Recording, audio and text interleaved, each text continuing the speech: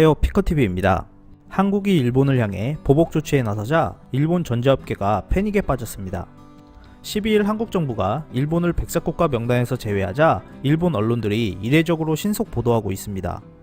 NHK는 한국 정부가 일본 수출에 대해 보다 엄격한 기준을 적용한다고 발표한 내용을 보도했습니다. NHK 보도에 따르면 일본경제산업성은 한국의 조치에 내용 확인 및 영향 분석 후 대응하기로 했다고 전했는데요. 일본 외무성 간부는 한국의 조치가 즉각적으로 큰 영향이 나오진 않을 것으로 판단하고 현재는 상황을 지켜볼 것이라고 했습니다. 니혼게이자 신문은 일본 정부가 백색 국가에서 한국을 제외한 것에 대한 사실상의 보복 조치로 보인다고 전하면서 일본은 한국 제품에 대한 의존도가 전체적으로 낮다고 보도했습니다. 또한 한국 업체의 점유율이 높은 반도체 메모리는 대상에서 빠질 것으로 보인다고 전하면서 일본 경제에 미치는 영향은 제한적일 것으로 보인다고 전했는데요. 일본의 예측과는 반대로 청와대 관계자는 디램을 수출 제한 품목으로 지정할 수 있고 유력하게 검토하고 있다고 언급하였습니다.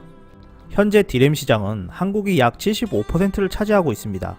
일본에 수출하는 디램은 약 2조에서 3조 원 정도로 파악되는 상황에서 이러한 공급이 중단된다면 일본 주요 전자산업은 패닉에 빠질 것으로 내다봤습니다.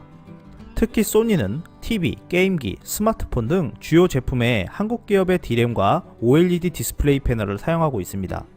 플레이스테이션의 경우 고성능 그래픽용 디램을 대부분 삼성전자와 SK 하이닉스 제품으로 사용하고 있고, 모바일용 소형 OLED 같은 경우는 삼성 디스플레이 제품이 지난 1분기 기준 88%를 차지하고 있습니다.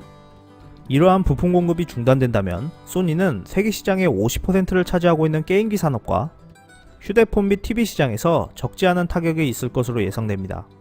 그렇지 않아도 삼성이 최초 개발한 1억 800만 화소 이미지 센서로 인해 지금까지 독식하던 수백조 원 시장에서 적지 않은 타격이 예상되는 가운데 이제는 소니 사업 전 분야에 타격이 예상되고 있습니다.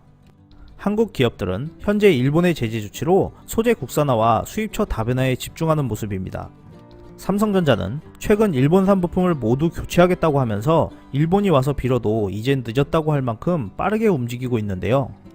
이에 일본 소재 기업들은 일본 정부는 우리가 알아서 설득할 테니 제발 거래만은 끊지 말아달라며 매달리고 있는 실정입니다.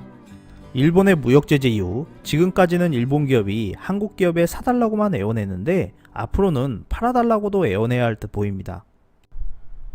끝까지 시청해주셔서 감사합니다. 유익하셨다면 구독, 좋아요, 공유하기도 꼭 부탁드립니다.